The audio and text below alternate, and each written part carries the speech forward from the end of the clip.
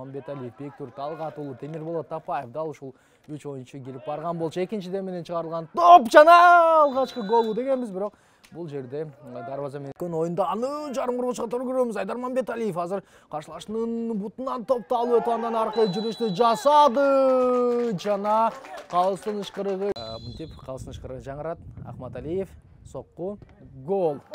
Гол жана алга командасы 1-0 эсебинде 9-мүнөттө гол керек. Александр Межликов ал ортодо жер менен киргизген топ Виктор Келим жана калыс кайрадан экинчи тарапка мынтип 11 метрлик айып соккуну коюп берет. Калыс ушул таза кылдат оюнду дагы талап кылган калыстардын бири. Ышкырык бар. Рустам Майрамбек уулу узун бойлуу Павел Матяшты экинчи тарапка жыгып туруп гол киргизет. Эсеп 1-1 жана Кеңешев Айзар Ахматовка, Айзар топ менен жана ойуна солот. Айзар Ахматов азгы бурушка жана гол! Блеботти Жан Луис 22-мүнөттө команданы 2-1 эсебинде алдыга алып чыгат жана стандарттык абалдарга бүгүн алга командасы өзгөчө басымды жасоодо. Коргоочулар